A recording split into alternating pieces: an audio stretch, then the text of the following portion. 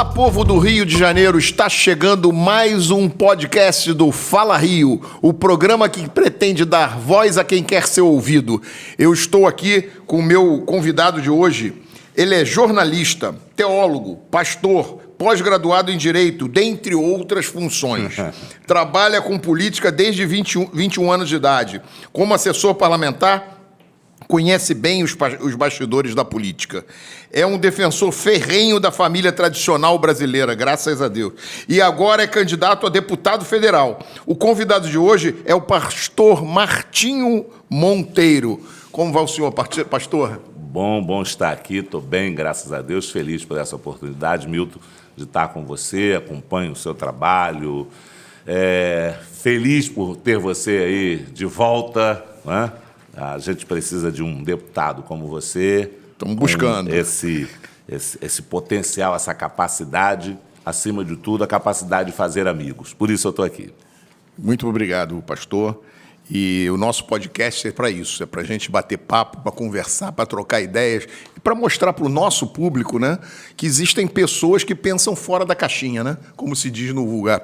Aquele negócio de pensar muito dentro da caixinha, baseado no que as emissoras, as grandes mídias falam, né, é meio difícil, né? Então a gente gosta de entrevistar aqui pessoas que pensem fora dessa caixinha. E eu estou aqui com algumas perguntas que a produção preparou, que são vários testamentos, então... Eu vou ter que pedir ajuda dos universitários aí. Não vai precisar, não, porque eu acho que o senhor tem capacidade para responder todas elas. Mas primeiro quero agradecer, eu estou envergonhado aqui com a minha voz rouca, diante de um vozeirão desse. Como é que o senhor usa essa voz toda? Rapaz, eu tenho que agradecer o meu pai. Meu pai, ele não deixou muita coisa para mim não, mas deixou a voz, né? Meu pai tem uma voz muito bonita, grave, né? E a minha mãe também, uma voz de cantora, soprano, essa harmonia. A voz do meu pai não era uma voz harmoniosa, uma voz grossa. Mas... Então, a harmonia da voz da minha mãe, eu herdei isso. Não, nem dinheiro, nem beleza, mas pelo menos a voz... Nem a beleza dela, não, e muito menos o dinheiro do pai que não tinha. Mas a primeira pergunta de hoje é: como o senhor vê esse terrorismo da esquerda contra as lideranças evangélicas? Essa é de universitário. Essa é de universitário. Primeiro, deixa eu remontar um pouquinho aqui. A igreja evangélica, ela flertou com o ex-condenado, porque a gente está vindo de um governo que a gente não tinha escolhido, né? Antes, né? Passou um período em que você não tinha esse direito. Depois, a escolha também não foi muito boa, quando a gente tem um cara que vende a imagem do caçador de Marajá, do cara íntegro, do bonitão, e, em seguida, ele faz algumas lambanças. Aí aparece um operário, as pessoas olharam, bom, a gente votou no rico, no filho de gente com dinheiro, né, dos usineiros, vamos votar no operário. Ele, a princípio, você pode encontrar aí nas pesquisas, você encontra aí lideranças evangélicas acompanhando. À medida em que a desonestidade, à medida em que algumas pautas, vou dizer assim, imorais começaram a ser defendidas, o pessoal se afastou. Eles sabem que não tem retorno. Nessa de não ter retorno, o que é a liderança desses partidos de esquerda, em especial o descondenado? Eles resolveram incitar as ovelhas contra os seus líderes. O que ele faz hoje é dizer isso: não ouça o seu pastor, não ouça o padre, não ouça o bispo, não ouça. E dizendo, eu vou colocar essas pessoas nos seus devidos lugares. Aí não teve jeito. Aquilo que era camuflado, porque a esquerda sempre foi camuflada em relação à religião, em relação a essas coisas de... o catolicismo, eles abanaram muito o catolicismo, isso, por exemplo, né? Aí, se bem que lá no começo do PT, a gente tinha lá as organizações eclesiásticas de base ajudando. Tem os Leonardos Boff da vida. Exatamente, né? Exatamente. Mas quando eles perceberam que não dava mais, até porque também a gente tem hoje uma geração de evangélicos um pouco mais estudada, uma geração de evangélicos que pesquisa, uma geração de católicos que pesquisam. Eles percebendo que não havia, vão fazer o quê? Vamos tentar um racha. Então a esquerda hoje, basicamente, tenta fazer um racha. tenta atingir a cabeça da juventude, aquela juventude que vai para a faculdade, que tem contato com esses professores também de esquerda. Então eu vejo o seguinte: primeiro, essa tentativa de fazer um racha no meio da religião, porque eles não vão conseguir mais, eles não conseguem o monopólio, não conseguem enganar mais, então a tentativa de fazer um racha. O outro é o fato desse pessoal sempre ter pensado realmente isso, eles camuflavam. Eu vi no outro dia um candidato a governador aqui do Rio de Janeiro conversando, gravando um vídeo junto com um bispo de uma denominação e falando: olha, como eu me identifico com vocês, fulano falou que eu me identifico com as causas sociais de Cristo. Só que não tem como desassociar as causas sociais de Cristo, usando essa terminologia que nós não usamos, com o evangelho em si, com aquilo que Cristo pregou. O Cristo sempre foi alguém que veio para resgatar quem estava perdido, para restaurar quem estava perdido. Quando ele encontra a mulher samaritana, naquela conversa que ele prepara, ele toca no ponto crítico da vida dela. Vai e chama teu marido. Ah, não tenho. E aí ele entra dizendo que ele conhecia todas as coisas. É verdade, você não tem. Já teve 5 que você tem agora, não é seu. Então ele diz o seguinte: eu não reconheço esse tipo de relação que você está vivendo. Não dá para falar de Cristo, dos milagres de Cristo, do benefício de Cristo físico, se não falar também da alma, porque ele veio buscar e salvar o que havia perdido. Esse é o grande conflito do povo de Israel, que esperava um Cristo que fosse o libertador deles do poder de Roma. E Jesus veio não para libertar do poder de Roma, veio para libertar de um ditador maior que ia levá-los ao inferno, a uma vida miserável na eternidade. Veio para libertá-los do diabo. Então a esquerda hoje não crê nessas coisas, eles enganaram há muito tempo. A esquerda hoje só manifesta quem eles verdadeiramente são. Todos os lugares onde os cristãos são perseguidos, você pode ver que tipo de governo é. Coreia do Norte.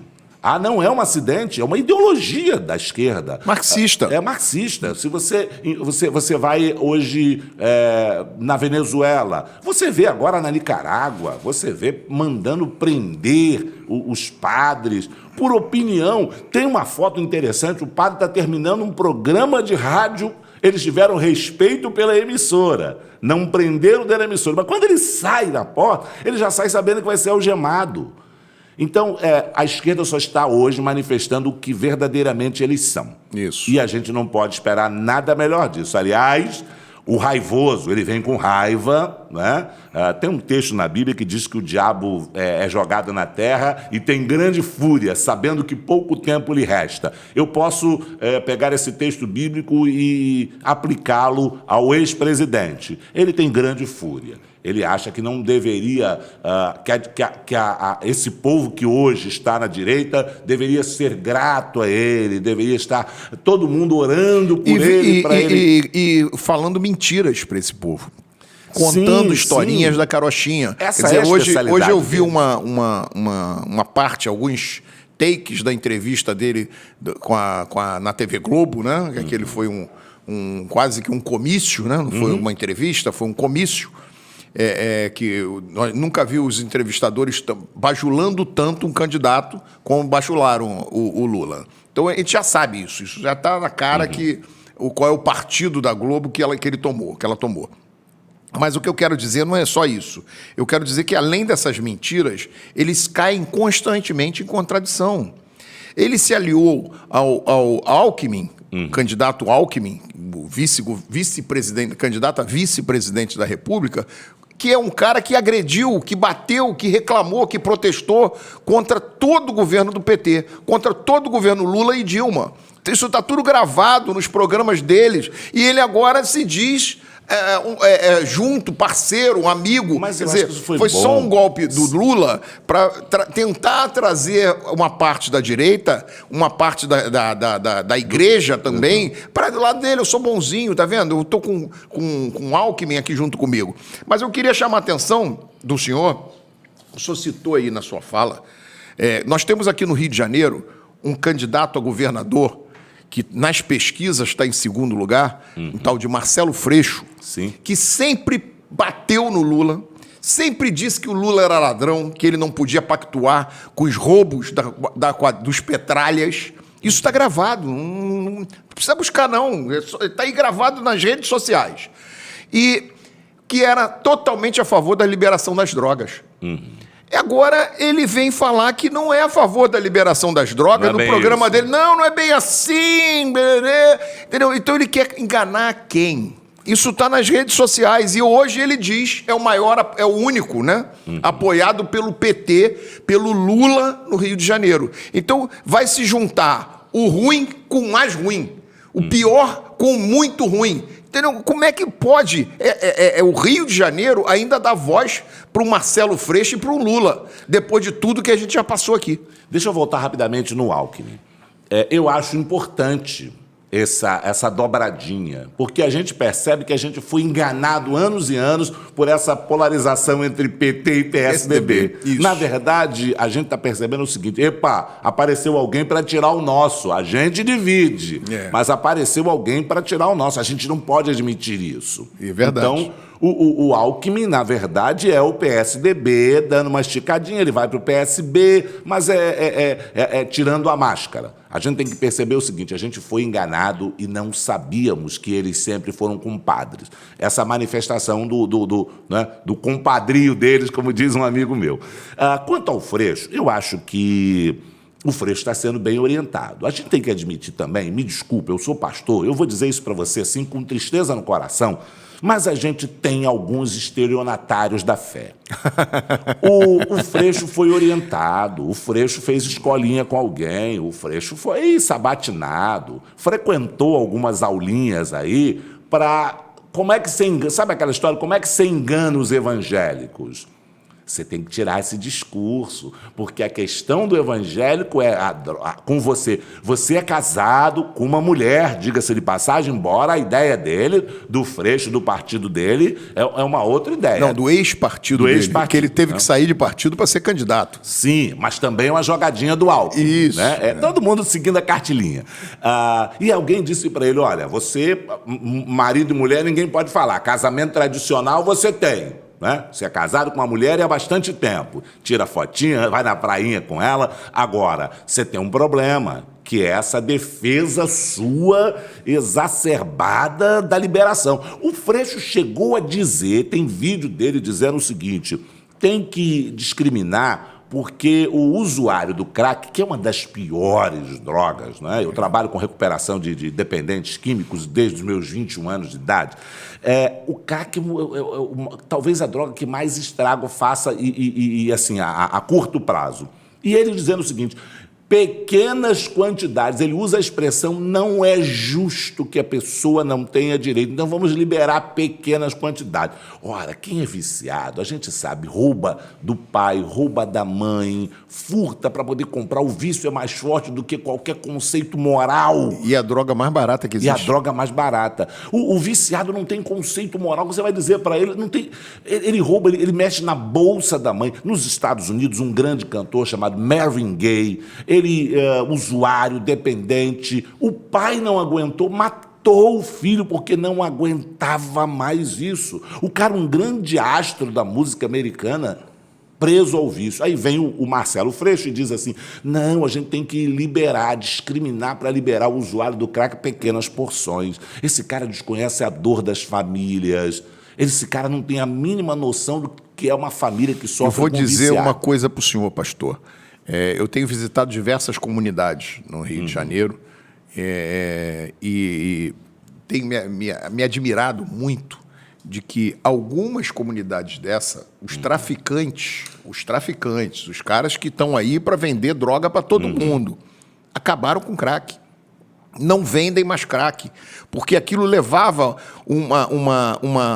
um povo para dentro da comunidade que não interessava para eles, porque era o povo que estava roubando celular para vender, que era o povo que estava batendo carteira, era o povo... São zumbis. São zumbis, exatamente. Então ele não queria levar aqueles zumbis para dentro da comunidade deles. A comunidade deles era arrumada antes deles, e agora ficava desarrumada. É lixo espalhado por toda parte. Então você tem várias comunidades hoje que não vendem mais crack, que acabaram com a venda de crack. Vende cocaína, vende maconha, vende tudo que é de ruim também. Mas o crack eles pararam. Exatamente por conta dessa tribo de zumbi que se criou no Rio de Janeiro e que esses Marcelos Freixos acham que pode distribuir crack aos pouquinhos, mas não são a favor do tratamento, são contrários ao tratamento do drogado. Sim. O drogado que virou zumbi, esse você tem que prender, tem que pegar e levar para o tratamento, porque ele não vai. Ele não vai, por pior que seja como é que se diz? A angústia social, a degradação social desse indivíduo, ele não vai procurar o tratamento. Então, esse zumbi você tem que levar. Foge do tratamento. A gente está cansado de, a pedido de pai, mãe, fazer essa internação, né, entre aspas, e eles fogem. Eu perdi muitos jovens. Fiz 60 anos mês passado. Eu trabalho com isso desde os meus 21.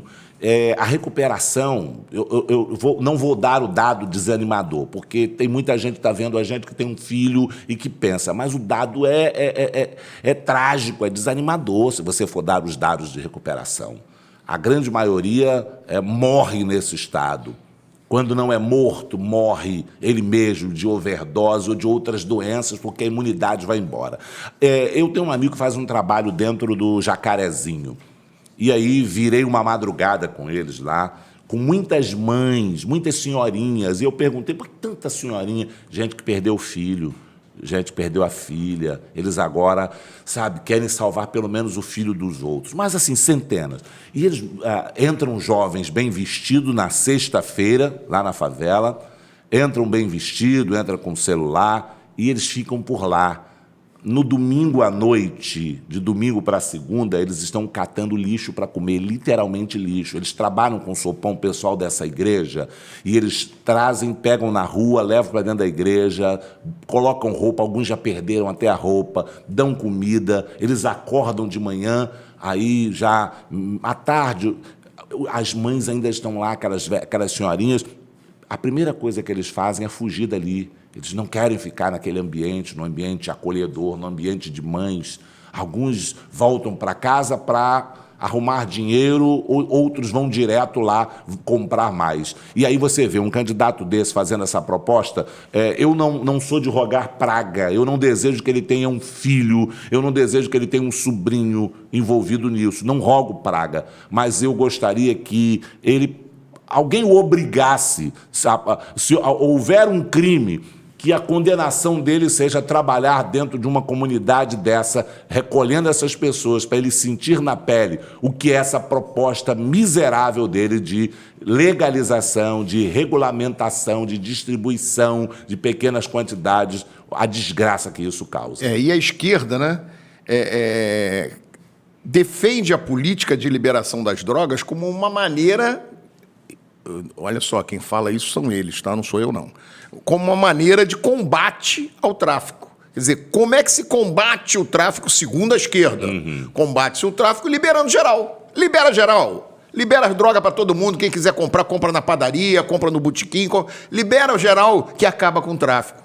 Ora. E eles dizem que vão acabar com as mortes. Também não vai ter confronto da polícia. E além de ser um caminho perigoso, né, como a gente sabe, poderia transformar o nosso país num roteiro preferencial dos traficantes da América Latina. Porque se você pode distribuir pelas redes comerciais normais, por que não vir para cá? Esse é o país que eu quero. Na visão do traficante boliviano, mexicano, né? Tá tudo liberado. Essa escolha seria uma espécie de autorização para a destruição da família brasileira. Na nossa opinião, isso é um dos passos, né, marxistas para a destruição da família. E essa sua pergunta tem muito a ver com o que a gente viu há pouco tempo, quando o STF proibiu a polícia de fazer incursões nas favelas durante a pandemia. Você viu que veio bandido de tudo quanto foi o Estado para cá, para o Rio de Janeiro. Recentemente, a Polícia Civil, em operações, prendeu um monte de bandidos, de marginais. E aí, de onde você era? Sou do Belém do Pará. De onde você é? Eu sou do Piauí. De onde você é? Porque o Rio de Janeiro... Vieram para as favelas porque o Rio de Janeiro, com essa proibição do STF, foi específica para as favelas do Rio de Janeiro, se tornou intocável. Os bandidos aqui se tornaram intocáveis no Rio de Janeiro. Então, automaticamente, a gente passa a ser o polo, não é? Se liberar aqui, passa a ser o polo distribuidor. Todo mundo vai vir para cá. E assim, tem muita gente para viciar. Eu fui dar uma palestra, eu fiz uma brincadeira, né? Eu disse assim, você não vê traficante na porta de asilo, mas traficante ele está lá no jardim de infância, ele está lá no colégio de jovens e adolescentes, primeiro e segundo grau. Por quê? Porque a gente tem uma multidão de jovens. Você vê quando o governador de um estado, ele defende o tráfico já dizendo, de esquerda ele, petista, dizendo que, se não me falha a memória, do Maranhão, né, o governador do Maranhão, dizendo que o tráfico tinha que ser legalizado porque emprega muita gente. São muitos jovens empregados. Será que eles vão assinar a carteira? Será que alguém reclamar que está fazendo hora extra? Como é que vai ser essa... Sabe, a esquerda ela não tem compromisso com nada nem com ninguém. Eles precisam chegar ao poder. E uma coisa a esquerda sabe fazer, mentir e roubar. Aliás, duas, mentir e roubar. Eles mentem muito bem, são ótimos atores, e me perdoem os profissionais, ótimos atores, porque o ator representa uma coisa que não é a realidade dele. Não é por isso que estou dizendo, nenhuma ofensa à profissão. E roubar a especialidade. O Lula falando de combate à corrupção na entrevista no Jornal Nacional, mentindo que o PT, no governo do PT, eles criaram situações para... Colocou como o governo dele ter sido criador do COAF, que é o órgão de combate à lavagem de dinheiro do governo federal. Isso foi criado em Fernando Henrique Cardoso. Fernando Henrique Cardoso criou esse órgão. E o PT se tomou de várias bandeiras, o Plano Real, surfou na onda do Real.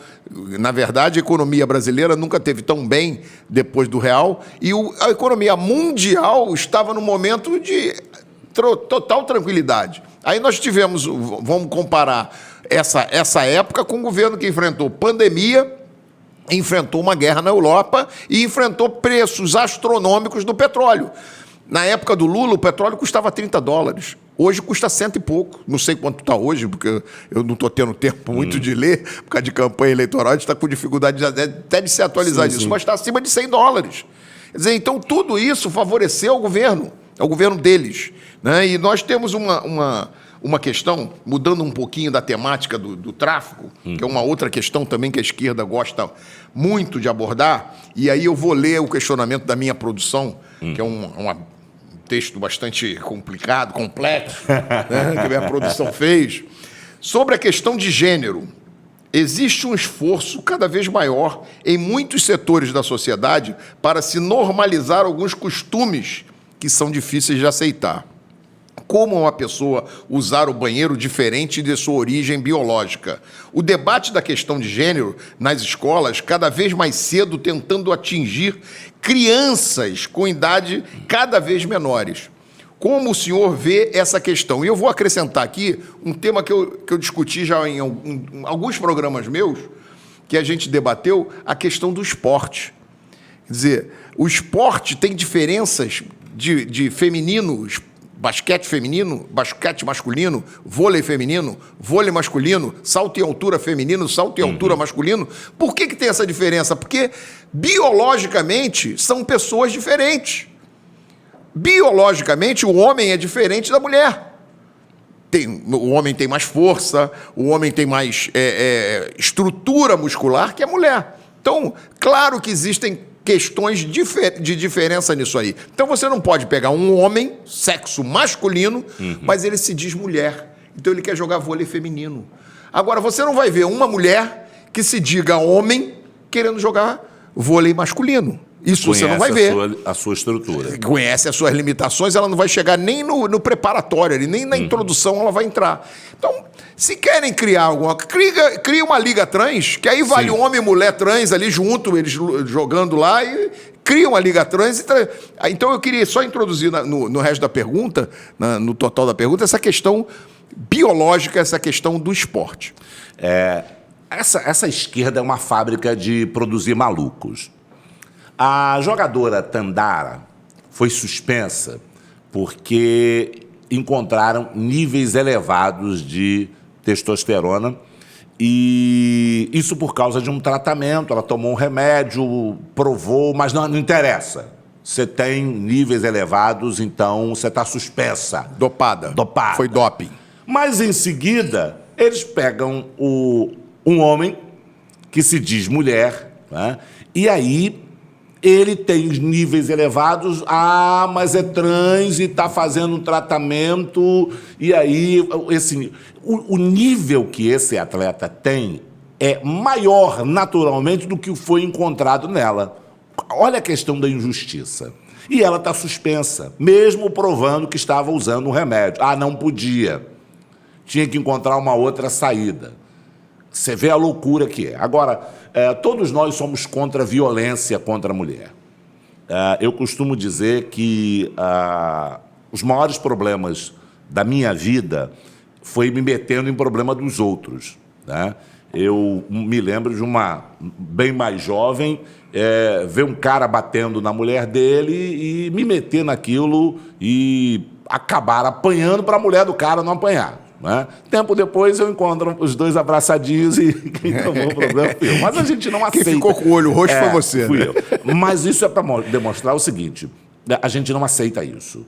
Agora você vê uma atleta trans ir lutar contra uma mulher e espancar uma mulher e o pessoal achar normal isso, essa fábrica de fazer maluco. É um homem espancando uma mulher. Eu costumo dizer o seguinte: existem algumas coisas que não podem ser mudadas. A esquerda sempre força a mão, devagarzinho, com esporte, mas, na verdade, eles fizeram isso com o casamento. Forçaram, só queremos direitos iguais, eles queriam era bagunçar o casamento, desmoralizar o casamento. Não era direitos iguais. Eles não queriam só o papel. Era só um papel, é só um negócio, me permita aqui, é só um negócio para a gente apresentar por causa de herança. Depois eles começaram a bagunçar as cerimônias, eles mostraram que, na verdade, eles queriam 2 homens entrando de noiva, eles queriam era bagunçar o casamento. Hoje estão tentando bagunçar a mulher, e as mulheres não perceberam isso. Nos esportes, você vê o nadador medíocre, nunca ganhou nada de ninguém. É o recordista feminino hoje. O cara tem próstata e é o recordista feminino. O cara não tem útero, né? Não tem útero, não tem trompas, ovário, mas é mulher. Agora, eu comecei uma campanha, né? Homem banheiro feminino, tolerância zero. A minha ideia é colocar nos shoppings, principalmente, um taco de beisebol do lado de fora do banheiro das mulheres. Porque a minha ideia é o seguinte: você quer entrar no banheiro feminino? Eu até aceito, Milton, que o camarada entre no banheiro feminino, desde que ele corte o piu-piu fora. Cortou, não representa. Porque a questão, o que eles têm que entender, não é implicância. A implicância dos tradicionais, é implicância contra a gente. Eu não me sinto homem, eu sou uma mulher aprisionada num corpo de homem. É assim que eles dizem. Não é implicância. O problema é o perigo. Você viu o trans que engravidou um monte de presas lá numa unidade prisional? Foi tirado de lá por causa disso. Não, foi aqui no Brasil também. No Brasil também? Também. Isso é fato também aqui no Brasil. Eu digo o seguinte: não representa perigo para minha filha. Você tem uma filha adolescente, não representa perigo se a pessoa que entrou lá arrancou o piu-piu fora, é operado. Você é trans, operou. Agora, você já reparou que a ideia é outra? O camarada aparece, tem um vídeo desse aí, o camarada aparece numa depiladora, num grupo de mulheres que fazem depilação feminina. E ele começa a discriminação, estou me sentindo gravando aqui, e falando com ela, mas por quê? Só porque eu tenho piu-piu, você não quer depilar, você não é profissional. Gente, eu estou me sentindo humilhado. Ou seja, pensa no que eles estão forçando a mão. Eles querem que você aceite como mulher quando o cara decide que é mulher, Milton. Milton, mulher para mim tem útero, trompa, ovário, porque seio você coloca. Né? Seio o camarada colocou silicone, mas tem trompa, útero e ovário? Não tem trompa, útero e ovário, ok. Mas arrancou o piu-piu fora, não representa perigo para minha neta? Não representa perigo para minha mãe, que tem 90 anos. A minha mãe tem 90 anos. A minha mãe disse que... é coisa da cabeça dela, que ela foi num posto de saúde, aí minha irmã levou no banheiro, ela disse que tinha um homem lá dentro. Se minha mãe, com 92 anos... Minha mãe é extremamente lúcida. Minha mãe, ela lembra que me emprestou R$500 há 5 anos atrás. Nem eu lembro disso. Você não me pagou aqueles R$500 ainda não. A minha mãe disse que tinha um homem lá dentro. Aí você vai falar, não, é discriminação, chama a polícia. E tem um monte de desculpa. É homofobia. Homofobia, agora é transfobia. Transfobia, né? Também. E aí, tem aquele povo que defende. Minha mãe disse que falou, as atendentes, o pessoal falou, não, a senhora está imaginando, não pode. Se encontra o sujeito lá dentro, você vai dizer o quê? Coloquei a minha mãe em risco. Coloquei. Você coloca a sua filha em risco. A questão é, volto a dizer, você quer entrar no banheiro feminino? Faz a operação pelo menos. Não é que seja normal, porque eu volto a dizer, ele vai ter que fazer exame de próstata em algum momento da vida dele. Mas não é isso, pelo menos é o risco, para não mostrar que é implicância. A implicância desses religiosos, intolerância. Não, porque, volto a dizer, com essas pessoas, essas mulheres que foram engravidadas, porque o cara se dizia mulher no sentimento, mas ainda tinha o órgão genital masculino. Então eu vejo o seguinte, a esquerda é uma fábrica de fazer maluco. Se você parar a decidir o que é mulher, como é que pode isso, Milton? A biologia não tem valor algum para esse pessoal de esquerda, não tem valor algum. Não se trata mais... Você falou da questão aí do corpo, do coração, do pulmão. Eu me lembro que nós tínhamos uma atleta brasileira chamada, acho que é Edinancy. Isso. Grandona, mulatona. Isso, esse nome mesmo. A Edinancy, numa das Olimpíadas que ela disputou, não sei se é de Seul, ela teve que fazer exame de sangue para provar que era mulher. Na Olimpíada seguinte, estava mais avançado, ela não precisou fazer exame de sangue. Ela foi só saliva. Usando o popular, ela cuspiu e eles fizeram. Olha que coisa interessante. Isso traz uma lição tremenda. Quer dizer que a saliva da mulher é diferente da saliva do homem? Não, a Edinancy não foi exame de sangue, não, foi xixi, desculpa. Ela fez usando o popular, lá no potinho para fazer. Então quer dizer que a urina, né, feminina é diferente da urina. Olha que coisa interessante. Ela bebe a mesma água, mas quando passa por todo o seu processo, na hora de sair, não sai o mesmo xixi. A saliva da Edinancy, na próxima Olimpíada, o exame dela não precisou fazer xixi, foi saliva. Então nós temos diferenças básicas que só a biologia explica. E aí eles querem atropelar uma coisa que não tem nada a ver com religião. A biologia não tem nada a ver com religião, não foi a religião que inventou a biologia, não tem nada a ver com ser de direita, ser tradicional, ser radical. Tem a ver com aquilo que é natural, naturalmente. Homem é homem, vai ser homem. Cortando só diminui o perigo. Martinho falou que pode. Não, eu só estou dizendo que se você quer... porque o pessoal... Você tem que estabelecer um limite. Você quer frequentar banheiro feminino? Arranca o piu-piu fora. Porque não vai representar perigo para as mulheres, para a neta, para a minha mãe, para a avó, para a irmã, de quem quer que seja. Mas eu acho, Milton, que quem tem que levantar essa pauta de defesa não são as mulheres. Os homens estão muito dormentes. A masculinidade, ultimamente, anda muito dormente. Eu estou vendo esses homens tão adamados. Esses homens estão tão... Sabe por que quem tinha que estar gritando, dizendo assim, não quero colocar minha mulher, minha filha, minha mãe, minha irmã em risco. E eu não estou vendo. Os caras se reúnem, fazem torcida organizada para torcer por um time, por futebol. Mas os caras não se reúnem, não se organizam para defender a família deles. Eu tenho visto, vou te dizer, eu tenho andado, essa geração, eu tenho 60 anos, essa geração que tem vindo agora, tem sido uma geração, parece que ela as pessoas estão minando o orgulho de você ser homem. Mas é isso que eu coloquei aqui no início, que a gente começou a falar sobre isso. A grande mídia te faz um envergonhado. Quer dizer, poucas pessoas conseguem pensar fora dessa caixinha. E você aí, às vezes, escuta discursos equivocados, né, que confundem as coisas. Uma coisa que é sintomática é a palavra gênero. Gênero nenhum, é sexo, é masculino e feminino, é sexo. Gênero é opção sexual, é outra coisa. eu sou do sexo masculino, mas minha opção sexual é feminina.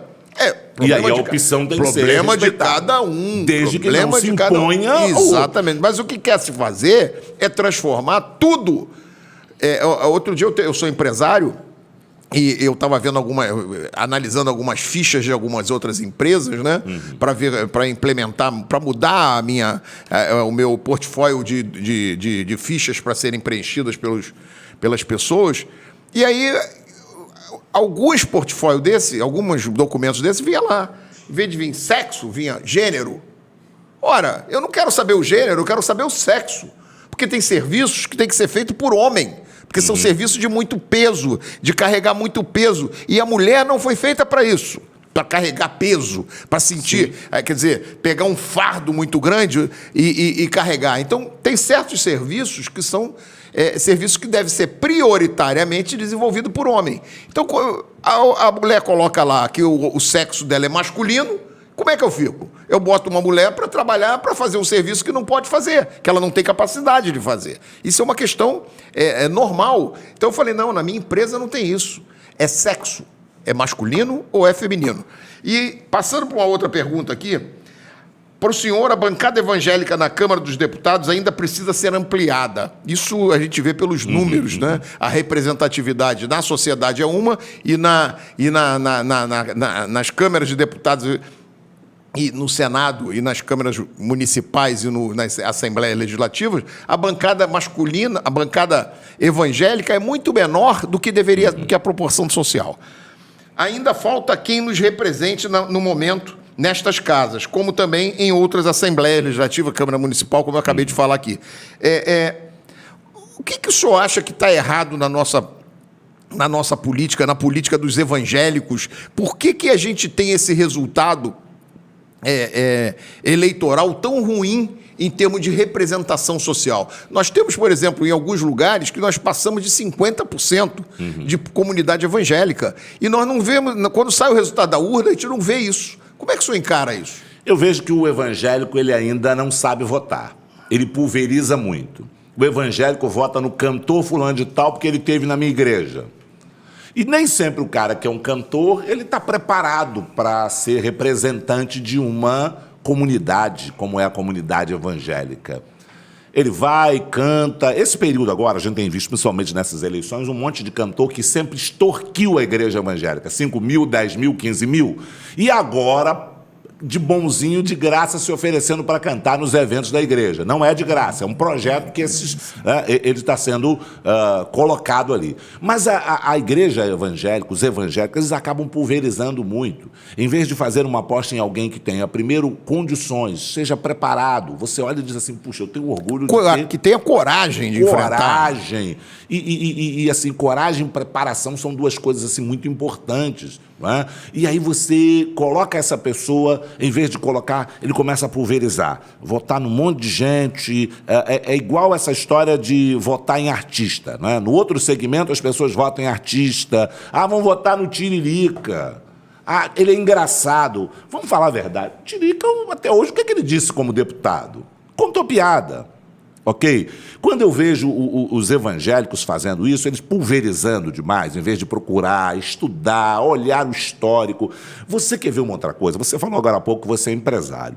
Eu não consigo acreditar, desculpa, sou eu, não consigo acreditar que alguém que nunca empreendeu nada, não tem um histórico de luta, de combate, de construção, de repente, do nada, diga assim, eu sou deputado que eu quero representar você. Milton, não desce isso. A gente tem que... O evangélico é muito dessa coisa de emocional.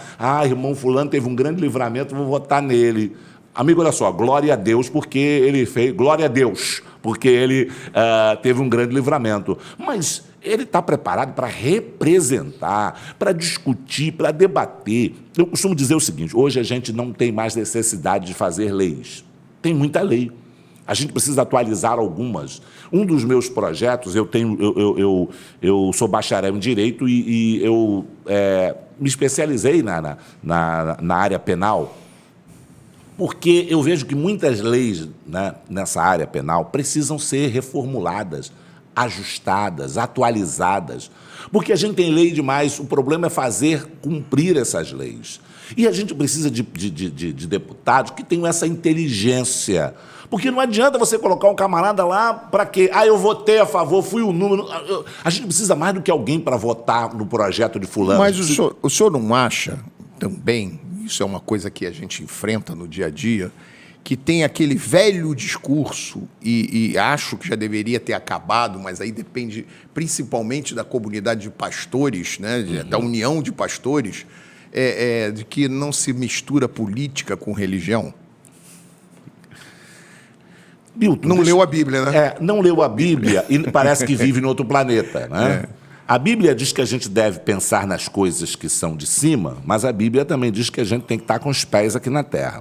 Em nenhum momento da Bíblia, principalmente no Velho Testamento, a gente deixou de ter guerras para se garantir a paz, lutas diárias. Deus sempre levantou líderes, legisladores, guerreiros. Né? No Novo Testamento, o Novo Testamento tem uma outra visão. Como eu disse no começo, o Novo Testamento foca na alma do homem, o Novo Testamento foca na salvação do homem, na libertação do homem do pecado. Mas mesmo no Novo Testamento, nós encontramos pessoas com políticas e com influência para o próprio cristianismo. Quando você encontra o homem que vai até Pilatos, tem acesso a Pilatos, pede o corpo de Jesus e sepulta no sepulcro da família dele, esse homem é um senador, José de Arimateia. Porque senão não chegaria lá. De jeito nenhum. Não chegaria, quem teria acesso? Não chegaria a Pilatos para pedir. E outras situações, nós encontramos o apóstolo Paulo, é igual a questão da justiça. Crente não vai à justiça. O apóstolo Paulo apela para a justiça, ele tem determinados momentos em que ele mesmo advoga, vem um advogado contratado pelo lado de lá e ele, se a Bíblia diz isso, e ele mesmo faz a defesa dele. E quando ele apela para César, quando ele está apelando para a instância final. Então, nós estamos falando de trâmites judiciários dentro do Novo Testamento. A questão da política é uma questão que os evangélicos, hoje, eu digo assim, eu sou neto de pastor, era aceitável que o meu avô, semi-analfabeto, meu avô mal sabia assinar o nome dele, pensasse assim, ele veio com essa escola. Hoje, com as lideranças tendo acesso à internet, tendo acesso a trabalhos parlamentares, tendo acesso a tudo isso, ainda pensar, volto a dizer, dessa maneira, na verdade é uma lavagem cerebral que interessa só a um grupo, interessa a esquerda, interessa... A mesma coisa, Milton, é esse pessoal que fica em casa, já está na mão de Deus, eu não vou votar, não. O que elegeu a esquerda no Chile foi a abstenção. O pessoal de direita ficou, fulano vai, Beltrano vai, estamos garantidos. É como se hoje os que aparecem na pesquisa, os que aparecem nos encontros do presidente, onde ele vai, e que aparecem, decidissem assim, eu vi que todo mundo vai votar, eu não vou. Só que aí vem 1, 2, 3, 4, a abstenção fez com que a esquerda, o Chile hoje estivesse na mão da esquerda, e o Chile está mal. E exatamente nessa linha, eu queria engatar uma última pergunta para o senhor. Qual o perigo que a nossa sociedade, a sociedade brasileira, enfrenta na esfera política? Qual o maior perigo que a gente enfrenta na esfera política? A perda da liberdade. O maior perigo hoje para a gente é a perda da liberdade. Você tem visto aí, todo mundo tem acompanhado, como é que o STF está governando. O STF não está mais... O senhor acabou de falar uma maneira que ele governou o Rio de Janeiro, que ele acabou com as acabou com o compromisso, definiu regras claras no Rio de Janeiro para se entrar, fazer uma operação numa comunidade. Ou seja, se você olhar direitinho, o maior perigo que a gente tem hoje é perder a liberdade. Aí a liberdade vai tudo, vai liberdade de culto, liberdade de expressão. Quando você vê em grupo de zap, Milton, em grupo de zap, que é um grupo privado, empresários batendo papo, e aí eles são...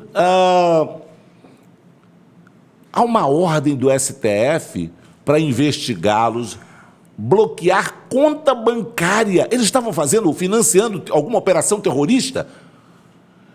Conta bancária, bloquear os meios de comunicação deles, isso tudo vindo quando, na verdade, nem foram privilegiados eles têm para poder ser o STF que iniciar essa ação. E quem inicia a ação não passa pelo processo legal. Quem inicia a ação é o próprio STF, o próprio ofendido, supostamente, que amanhã também vai investigar e vai julgar. Então, para mim, o maior perigo hoje que as pessoas não estão percebendo é, se a esquerda voltar ao poder, além de um desejo de vingança muito grande do ex-presidente, do condenado, a gente também tem hoje a limitação. Ele fala para todo mundo, ele diz, eu vou colocar padre nos seus lugares, pastores nos seus lugares, eu vou colocar os militares, olha só, vou colocar os militares, as resistências, igreja, militares, e em seguida ele diz, vou regulamentar os meios de comunicação, inclusive a internet. O risco que nós corremos hoje é de acordar com uma ditadura comunista nesse país. E aí a gente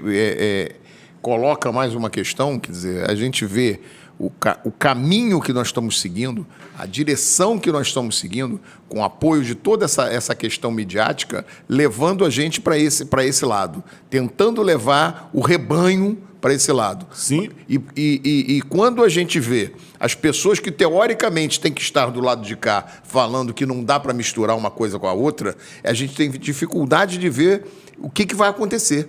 Quer dizer, a gente viu um debate que o STF deixou liberado, que o STF deixou acontecer, que o STF não interviu, em que o presidente foi massacrado. Sim. O presidente fazia algumas caras porque eles não deixavam nem ele falar.